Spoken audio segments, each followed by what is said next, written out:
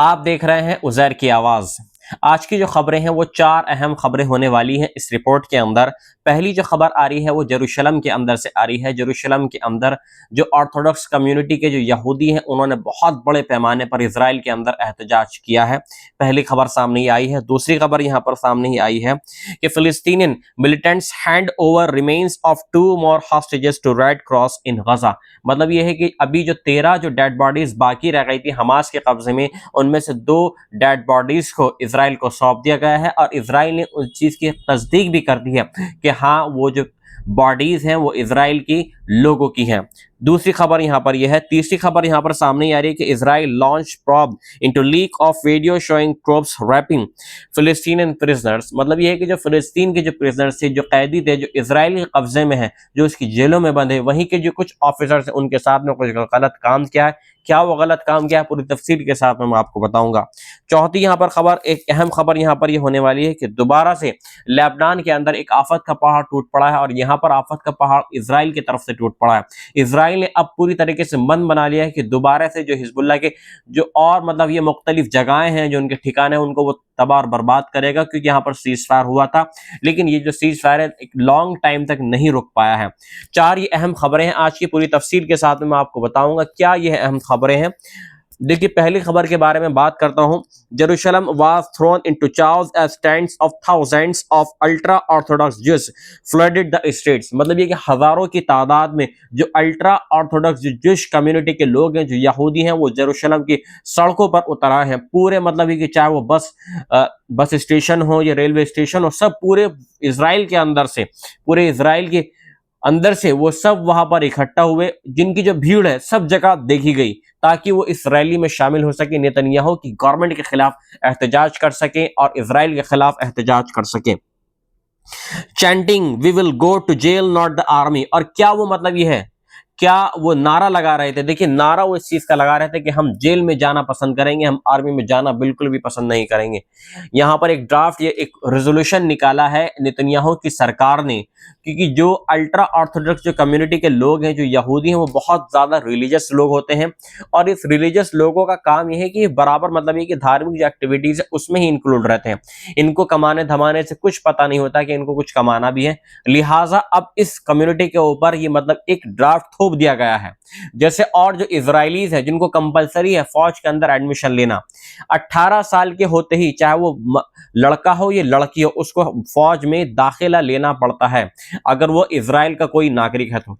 लेकिन इस कम्युनिटी के ऊपर पहले ये कंडीशन सप्लाई नहीं थी, बट अब ये जो कंडीशन है ये चीज अब इन कम्युनिटी के ऊपर लागू हो चुकी है। लिहाजा ये कह रहे हैं कि हम फौज में दाखिल होने से पहले हम जेल में जाना पसंद करेंगे, हम जेल में दाखिल होना पसंद करेंगे, हम बिल्कुल भी आर्मी में जाना पसंद नहीं करेंगे। ये हमारी फर्स्ट प्रायोरिटी नहीं है।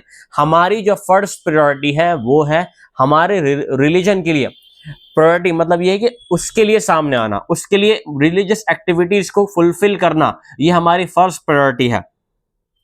The massive protest erupted after Israel's government pushed plans to draft ultra-orthodox men into military services। देखिए जैसा भी मैंने आपको बताया, ये जो मैं आपको न्यूज बता रहा हूँ ये अल जजीरा के थ्रू मैं आपको बता रहा हूँ, जो अल जजीरा की आज जो डेली की अपडेट सामने आई है। इसमें हजारों की तादाद में लोग अल्ट्रा ऑर्थोडॉक्स कम्युनिटी के यहूदी वो शामिल हुए हैं जेरूशलम के अंदर और उन्होंने बड़े पैमाने पर एहतजाज कराया। कई वीडियो ऐसी भी सामने आई हैं जिसमें यह है कि लोग एहतजाज कर रहे हैं, यहूदी एहतजाज कर रहे हैं और उनकी जो जो जब लाइव जो कवरेज हो रही है, जो रिपोर्टर्स वीडियो बना रहे हैं उनकी, तो उनके ऊपर पानी फेंक रहे हैं, चप्पल मार रहे हैं उनके ऊपर। इसका क्या मतलब है? इसका मतलब यह है कि अब ये जो लोग हैं ये अब जो नेतन्याहू की सरकार से उससे खुश नहीं है, नेतन्याहू से अब वो खुश नहीं है। अब बगावत का दौर शुरू हो चुका है इसराइल के अंदर। ये बहुत बड़ी अपडेट सामने आई है इसराइल के अंदर से। Police used water cannons to disappear the crowd and one teenager tragically died after falling from a nearby building। और सबसे एक मेन चीज, ये इसका जो ये इरप्शन हुआ है, जो प्रोटेस्ट इतने बड़े स्केल पर हुआ है, सबसे एक मेन वजह ये बताई जा रही है कि पहले एक जो अल्ट्रा ऑर्थोडॉक्स कम्युनिटी का एक लड़का जिसकी उम्र 15 से 16 साल के आसपास थी, वह एहतजाज करने के लिए एक कंस्ट्रक्शन जो साइट है, एक 10-12 मंजिल की जो बिल्डिंग है, वहां पर वो चढ़ गया और वहां पर जो पुलिस है उन्होंने उसको रोकने की कोशिश की लेकिन वो रुका नहीं। और जो हाई टॉप पे वहां पर चढ़ने के बाद में उसने मतलब ये कि एक पूरे जो इजराइल के अंदर सबको उसने झकझोर कर रख दिया, और जब मतलब उसको उतारने की कोशिश की गई तो उस उतारने चढ़ाने में वो गिरकर उसकी डेथ हो गई। और इसके बाद में ये जो मैसेज है पूरे इजराइल के अंदर जो अल्ट्रा ऑर्थोडॉक्स कम्युनिटी के लोग हैं उन तक ये पहुंचा, और यरूशलेम के अंदर लाखों की तादाद में लोग इकट्ठा हुए इजराइल के खिलाफ, नेतन्याहू के खिलाफ। इसके बाद में prime minister Benjamin Netanyahu fragile coalition which depends on ultra orthodox parties that demanded permanent exception from military duties. और इसका सबसे जो खराब असर पड़ने वाला है नेतन्याहू की पार्टी के ऊपर, क्योंकि नेतन्याहू की जो पार्टी है उसको जो सबसे ज्यादा सपोर्ट करते हैं यही अल्ट्रा ऑर्थोडॉक्स कम्युनिटी के लोग सपोर्ट करते हैं, और इन्हीं की वजह से नेतन्याहू की सरकार बनी हुई है। With the Supreme Court ruling such exemptions illegal and 80,000 draft notices already issued। इसके अलावा जो मतलब ये है कि 80,000 के आसपास में इस तरह के ड्राफ्ट इश्यू हो चुके हैं, लेकिन इनको अभी तक अमली जामा नहीं पहनाया गया है। बट नेतन्याहू ने अब ये जो रेजोल्यूशन पास हुआ है इसको मतलब ये है कि फुलफिल कर दिया है, इसको मतलब ये है कि कानून बना दिया है कि इन लोगों को कंपलसरी हो गया है अब फौज के अंदर एडमिशन लेना, मतलब इनको अब फौज में दाखिल होना ही पड़ेगा। And Israel could be heading towards a political crisis and possibly early election। अगर इस तरह के मतलब हालात अगर बन जाते हैं तो नेतन्याहू की सरकार कभी भी गिर सकती है, और बहुत जल्दी इजराइल के अंदर दोबारा से इलेक्शन हो सकते हैं।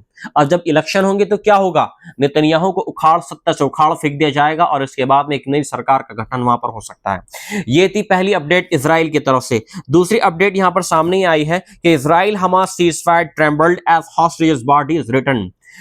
जो कैसे ना कैसे करके हमास जो है वो जो इजराइल के जो डेड लोग हैं उसके कब्जे में थे, जो मर गए हैं, जिनको वो ढूंढ रहा है कैसे ना कैसे करके मिस्र की मदद से। अब कैसे ना कैसे करके उसने जो इजराइल के जो लोग थे जो मर गए हैं हमास के कब्जे में, उनकी डेड बॉडीज उसको मिल गई। अब डेड बॉडीज जब उसको मिल गई तो उसने हैंडओवर भी कर दिया इजराइल को, और इजराइल ने मोहर भी लगा दी कि नहीं ये अब हमारे लोग हैं, हम इस चीज की मतलब ये है कि तस्दीक करते हैं कि ये हमारे लोग हैं। लेकिन इसके बावजूद भी सीज़फायर के नाम पे बराबर एयर स्ट्राइक हो रही है। 10 अक्टूबर के बाद में जब ट्रंप ने सीज़फायर करा दिया, सीज़फायर के बाद में बराबर ये मुआहदा हुआ कि जो 20 लोग हैं हमास के कब्जे में जिंदा, उनको मतलब ये कि इजराइल को सौंपा जाएगा, और जो मरे हुए लोग हैं उनको भी सौंपा जाएगा, जितने गिनती के लोग हैं। हमास ने ये वादा फुलफिल किया, लेकिन पूरी तरीके से वादा फुलफिल नहीं किया। कैसे ना करे वो मतलब ये है कि कोशिश कर रहा है, बराबर कोशिश कर रहा है। देखिए इस गजा को पूरा एक मलबे के जो मलबा है उसमें तब्दील कर दिया है। अब ढूंढने में परेशानी हो रही है। जिन साइटों पे बंधकों को रखा गया था वहां पर एयर स्ट्राइक हुई, और उन एयर स्ट्राइकों में वो जो बंधक थे कुछ मर गए। अब रबल्स के अंदर उन मतलब खंडर के अंदर उनको ढूंढा जा रहा है, तो ढूंढने में थोड़ी दिक्कत आ रही है, थोड़ा टाइम लग रहा है। लेकिन नेतन्याहू यहाँ पर क्या कह रहा है कि आप हमारे जो बंदे के उनकी फेक वीडियो बना रहे हैं और हमें दिखा रहे हैं, हमें मिसलीड कर रहे हैं। और इसके बाद में ताबड़तोड़ एयर स्ट्राइक हुई है परसों, और इस एयर स्ट्राइक में 100 के आसपास में जो फिलिस्तीनी है जो गजा के लोग हैं वो हलाक हो गए। इनमें सभी शामिल थे, इसमें बच्चे भी, औरतें भी, बूढ़े भी, जो घरों के अंदर थे, टेंटों के अंदर थे। नामालूम जगह पर यह एयर स्ट्राइक हुई है, और बिना बताए एयर स्ट्राइक हुई है। कितनी बड़ी खराब ये बात हुई है। और इसके बाद में 2 बॉडीज और सौंप दी गई, कल रात का ये वाक्य। लेकिन इसके बाद भी बदस्तूर जारी है एयर स्ट्राइक। और अब नेतन्याहू ये कह रहा है कि हम अभी भी दोबारा से सीज़फायर पर अटके हुए हैं, हमने सीज़फायर तोड़ा नहीं है। आपने वहां पर बमबारी भी कर दी, 100 लोगों को आपने मार भी दिया, और फिर इसके बाद में कह रहे हैं कि हमने क्या बोले सीज़फायर नहीं तोड़ा। कि कहां की नाइंसाफी है, ये सीज़फायर है? आप जरा कमेंट्स में आप मेरे को बताओ कि ये सीज़फायर है? ये बिल्कुल भी सीज़फायर नहीं, ये नाइंसाफी है। Tensions rose again in Gaza as Hamas handed over the bodies of 2 Israeli hostages to the Red Cross amid fresh Israeli airstrikes। Red Cross जो एक मतलब ये है कि एक ऑर्गेनाइजेशन है जो गजा के अंदर काम कर रही है, बराबर जो बंधकों को इधर से मतलब गजा के अंदर से ले जाकर इजराइल छोड़ रही है, और इजराइल के जो लोग हैं उनको मतलब फिलिस्तीन के अंदर छोड़ा जा रहा है, गजा के अंदर छोड़ा जा रहा है। ये इस चीज का यहाँ पर काम करे रेड क्रॉस जो है। इस रेड क्रॉस ने 2 जो डेड लोग थे उनको छोड़ दिया इजराइल के अंदर, और इस चीज की पुख्ता मतलब ये है कि पुख्ता सबूत भी मिल गया कि हाँ जी ये अब इजराइल के लोग हैं, तो लिहाजा हम इस चीज को एक्सेप्ट करते हैं। इसके बावजूद बराबर एयर स्ट्राइक हो रही है। देखिए मैं आपको यहाँ पर बताता चलूं कि the fragile ceasefire brokered by the US, Egypt and Qatar remains under strain as at least 40 Palestinians were injured in Khan Younis overnight. देखिए इसमें 3 मुल्क अहम इन्होंने किरदार निभाया है सीज फायर के लिए। सबसे एक मेन चीज यहाँ पर कतर, मिस्र और इसके बाद में यूनाइटेड स्टेट ऑफ अमेरिका। जब यूनाइटेड स्टेट ऑफ अमेरिका ने यानी ट्रंप ने प्रॉमिस करा दोनों ही पार्टीज के साथ में, नेतन्याहू से भी और हमास के साथ भी, कि अब आगे की जो कार्रवाई आपको संभालनी है, लिहाजा आप सीज फायर पर अटके रहें, आप कोई भी ऐसा काम ना करें जिससे मतलब यह है कि सीज फायर की तौहीन हो, सीज फायर ब्रोक हो। और यहाँ पर हमास ने वो सब कुछ करा। उसने ट्रंप की बात मानी, उसने जो मिडिल ईस्ट की जो कंट्रीज थी उनकी बात मानी, लेकिन फिर भी इसके बावजूद नेतन्याहू अपनी जो गलत हरकत है उससे वह बाज नहीं आ रहा है। 17 हॉस्टेजेस यहाँ पर रह गए थे जो डेड थे। उन 17 में से आप ये देखिए अब 10 रह गए हैं। 7 को वो दे चुका है जो डेड रह गए हैं, 10 अभी बाकी रह गए हैं, लेकिन फिर भी इजराइल यहाँ पर बाज नहीं आ रहा है। इसके अलावा जो तीसरी खबर यहाँ पर यह है कि Israel प्रॉब्स leak of rape video from detention centre. जो इजराइल की जो डिटेंशन सेंटर है वहां पर जो फिलिस्तीनी कैद है उनके साथ इतना गंदा बर्ताव किया जा रहा है, इतना गंदा बर्ताव किया जा रहा है कि आप उस चीज को इमेजिन भी नहीं कर सकते हम और आप ये देखिए गोल घेरा बनाकर उनको मतलब ये है कि हाथ उनके पीछे हाथ बांधकर, और यहाँ पर टाई बांध दी जाती है उनके हाथों में, और पीछे हाथ बांधकर उनको उल्टे बल, कमर के बल लेटाया जा रहा है। और फिर इसके बाद में उनके साथ में इतना मतलब ये कि घिनौना काम किया जा रहा है कि मैं उस चीज को अपनी इस वीडियो के जरिए, माध्यम के जरिए बिल्कुल भी नहीं बता सकता आपको। इतना गंदा काम किया जा रहा है फिलिस्तीनियों के साथ में। और जब उनको मतलब ये कि जो कुछ जिंदा लोग बच गए हैं, जब जो 2000 का ये मुआहदा हुआ था, इस मुआहदे में 2000 फिलिस्तीनियों को देना था, इजराइल को फिलिस्तीन को इस 2000 के मुआहदे में उनके साथ में इतना गंदा बर्ताव किया गया। उनके हाथ बांधे गए, उनको सबसे मारा पीटा गया और उनकी आंखों पे पट्टी बांध दी गई। उनको नहीं दिखाया गया कि उनको कहां लेकर जाया जा रहा है, जैसे एक मुजरिम के साथ में किया जाता है, जैसे एक मतलब यह है कि एक बड़े अपराधी के साथ में किया जाता है, ऐसी वही मतलब यह है कि कारनामे उन लोगों के साथ, उन फिलिस्तीनी के साथ में अंजाम दिए गए हैं। अब इस वीडियो में मैं आपको इस वीडियो के बारे में मैं आपको बता रहा था, ये जो वीडियो लीक हुई है वो इस तरीके से लीक हुई है कि इजराइल की एक जेल के अंदर वहीं पर ही जो कुछ इजरायली ऑफिसर्स थे उन्होंने जो फिलिस्तीनी लोग थे उनकी मतलब ये कि उनको मारा पीटा, उनके हाथ बांधे, फिर उनको कमर के बल लेटाकर उनको नंगा कर दिया और फिर इसके बाद में उनके साथ में गलत काम किया। और इसकी वीडियो सोशल मीडिया पर वायरल हो गई।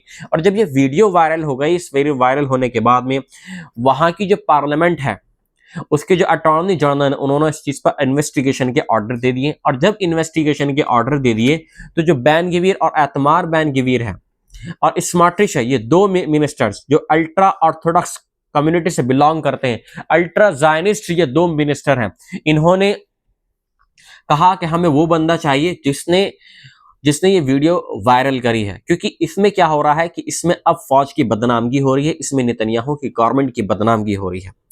लिहाजा अब इस वीडियो के ऊपर बहुत बड़ा घमासान मचा हुआ है इजराइल के अंदर। चौथी खबर यहां पर यह है कि इजराइल फेसिंग एस्केलेशन इन लेबनान के अंदर भी उसने शिकंजा कसना शुरू कर दिया है। देखिए यहां पर भी सीज फायर हो गया था, लेकिन यहां पर अब इजराइल यहां पर ये क्या कह रहा है कि इजराइल में यहां कह रहा है कि पूरी तरीके से जो हिजबुल्लाह के जो लड़ाके हैं उन्होंने वो डिसआर्म नहीं हुए हैं, क्योंकि यहां पर लेबनान की जो मिलिट्री है वो पूरी तरीके से अपना काम नहीं कर रही है। बट इसके अलावा ट्रंप की जो गवर्नमेंट है, अमेरिकन गवर्नमेंट, उसने प्रेस करा, उसने तारीफ करी है कि लेबनान की जो आर्मी है बराबर मतलब यह है कि इस चीज को फुलफिल कर रही है कि हिजबुल्लाह को डिसआर्म करने के लिए भरपूर कोशिश कर रही है। लेकिन यहाँ पर बिल्कुल भी विश्वास नहीं हो रहा है इजराइल को, नेतन्याहू को बिल्कुल भी विश्वास नहीं हो रहा है, और अपनी जो ताकत है अनइंटेंशनली वो पूरी तरीके से गजा के ऊपर भी उसने मतलब ये कि हाथ जमा रखा है और वेस्ट बैंक के ऊपर भी, और तीसरा यहाँ पर यह है कि लेबनान के अंदर भी। पूरी खबर आप सुनिए कि क्या है। Israel is considering a fresh military offensive in Lebanon after intelligence reports claimed Hezbollah has rebuild much of its military network. मतलब ये कि जो इंटेलिजेंस है, जो खुफिया इंटेलिजेंस है, उसके जरिए से इजराइल को यह सूचना मिली कि जो हिजबुल्लाह है वो पूरी तरीके से डिसआर्म नहीं हुआ और दोबारा से रिबिल्ड कर रहा है। अपने वेपन सिस्टम को, अपने नेटवर्क को, और इसकी वजह से दोबारा से यहां पर नेतन्याहू ने दोबारा से ऑर्डर दे दिए हैं कि उसको इतनी खतरनाक तरीके से उसको अंजाम दिया जाएगा, इतनी बुरी तरीके से उसको चोट पहुंचाई जाएगी हिजबुल्लाह के, कि अब वो दोबारा खत्म होने के बाद में दोबारा उठने की उसकी हिम्मत नहीं होगी। Prime Minister Benjamin Netanyahu chaired an emergency security meeting amid accusations that Hezbollah has smuggled rockets from Syria and restored its leadership structure। मतलब यह है कि नेतन्याहू की गवर्नमेंट को, जो उनके खुफिया इंटेलिजेंस सर्विस के लोग हैं, उनको खबर ये लगी, अपने अपने जो उन्होंने जासूस छोड़ रखे हैं उनके जरिए से उनको खबर ये लगी कि हिजबुल्लाह जो है दोबारा से सक्रिय हो गया है, दोबारा से अपने जो वेपन सिस्टम है उसको इंपोर्ट एक्सपोर्ट कर रहा है। कहां से कर रहा है? कुछ ईरान की मदद से कर रहा है और कुछ सीरिया की मदद से कर रहा है अपने सिस्टम को। और उन्होंने आनंद फानन में एक इमरजेंसी सिक्योरिटी मीटिंग बुलाई ताकि हिजबुल्लाह को खत्म कर सके। Despite a ceasefire signed last November, देखिए जो लास्ट नवंबर, 1 साल हो गया है इस मुआहदे को सीज फायर हुए, लेकिन इस सीज फायर के बावजूद अभी भी बराबर एयर स्ट्राइक चल रही है। आपको यहां पर मैं बता दूं कि जब मतलब लेबनान के अंदर बराबर इजराइल जो एयर स्ट्राइक कर रहा था, इस एयर स्ट्राइक में more than 4000 people have been killed, 4000 के आसपास में इसमें लोग जो लेबनानी है वो इसमें मारे गए, 17000 के आसपास में जो लेबनानी है वो जख्मी हो गए। बॉर्डर रीजन रिमेन्स वॉलेटाइल, लेकिन अभी तक की जो बॉर्डर की सिचुएशन है जस की तस है, बराबर वहां पर वायलेशन हो रहा है। Analysts warn that a new escalation could spark a border regional war involving Iran, Syria, and Gaza, plugging the Middle East into yet another cycle of destruction। अगर ये ऐसे ही सूरत हाल दोबारा से रही तो दोबारा से इजराइल एक्टिव हो जाएगा, गजा के अंदर भी, लेबनान के अंदर भी और सीरिया के अंदर भी। देखिए 10 अक्टूबर के बाद में थोड़ा आहिस्ता आहिस्ता नॉर्मलाइजेशन की तरफ थोड़ा कुछ हुआ था गजा की वजह से, लेकिन अब दोबारा से अब जो खुफिया रिपोर्ट सामने आई हैं इजराइल के पास में, अब उसकी वजह से वो आग बबूला हो गया है। इमरजेंसी मीटिंग्स बुलाई जा रही हैं, सिक्योरिटी इमरजेंसी मीटिंग बुलाई जा रही है ताकि ताबड़तोड़ एयर स्ट्राइक करके दोबारा से उसको खत्म किया जा सके। ये थी आज की अपडेट जो 4 अहम मैंने बताई हैं अपनी इस रिपोर्ट में। मिलता हूं आपसे एक नई रिपोर्ट के साथ में। जय हिंद।